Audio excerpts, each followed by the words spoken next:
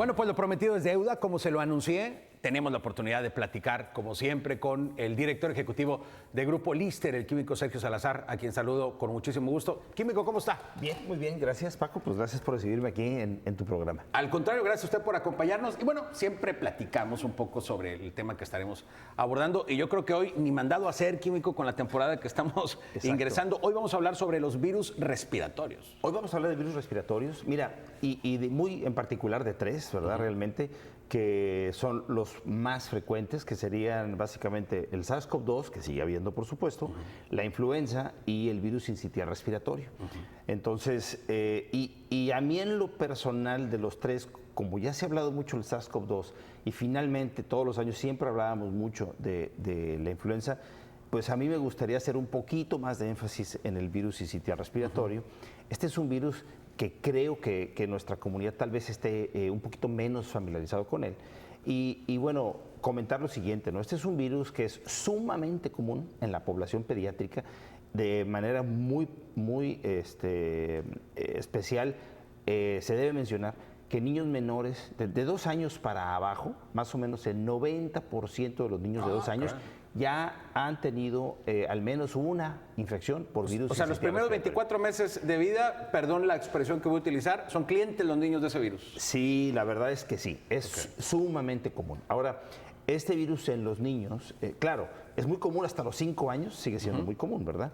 Entonces, para los 5 años, pues prácticamente todos hemos tenido alguna infección por virus sincitial respiratorio. Ahora, en los niños muy pequeños, sí es especialmente importante porque sus vías respiratorias tienden a ser pues mucho más estrechas porque su cuerpo y todo es mucho más pequeño, ¿verdad? Entonces tienden a que algunas partes de estas de repente se inflamen y batallen mucho más para respirar, batallen mucho más a veces también para eliminar el moco, es parte de las características de este virus en estos niños, ¿verdad?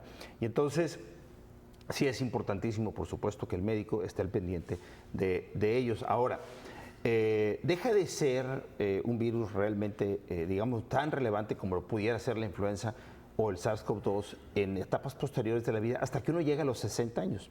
Porque de los 60 años en adelante, el virus sincitial respiratorio vuelve a ser importante. Tal vez ya con menos frecuencia genera problemas respiratorios. Es más común, por ejemplo, la influenza, pero ya en términos de mortandad, o al menos en términos también de complicaciones que requieren hospitalización, el virus sincitial respiratorio hospitaliza y incluso también lleva a la muerte en proporción a más adultos de la tercera edad que la influenza, por ejemplo. Le iba a preguntar, Químico, en el caso de la tercera edad, bueno, queda obvio que es por el ingreso a la última etapa de la vida, pero ¿qué sucede? ¿Disminuye la capacidad del sistema inmune de responder del adulto mayor? Son varios factores. Uno es que el sistema inmune tiende a, digamos que a disminuir en el vigor con el que responde. La capacidad de respuesta. Exactamente, a los retos de agentes patógenos en general y los virus muy en particular. Y entonces, este es un punto importante. Es por esto que, y voy a hablar solo rápidamente, cuando de niños nos da ¿cómo se llama? El herpes zóster, ¿verdad? Que básicamente es la varicela. Sí, la varicela zóster. Más bien la varicela zóster.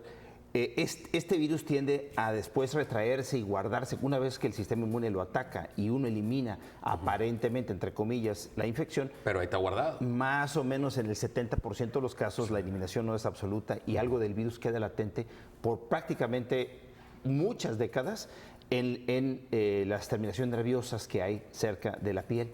Y entonces, cuando se llega a la tercera edad y la vigilancia inmune disminuye en su capacidad, este virus resurge ahora como herpes zóster, ¿verdad? Que es una inflamación que se da en las terminaciones nerviosas y que genera unos dolores terribles en las personas que lo padecen, ¿verdad? Y esto pasa hasta esa época de la vida y tiene que ver con este fenómeno, pero digamos que no es lo único, porque también durante el transcurso de la vida uno va acumulando comorbilidades, es decir, desarrollamos diabetes, desarrollamos hipertensión, desarrollamos una serie de problemas de salud y conforme vayamos aumentando esta colección, pues nos vamos volviendo también más susceptibles a este Químico, el tiempo se nos agota, pero le preguntaría, Sabemos que los virus son, hasta donde tengo entendido, el tratamiento es pues solamente sobre los síntomas, ¿no?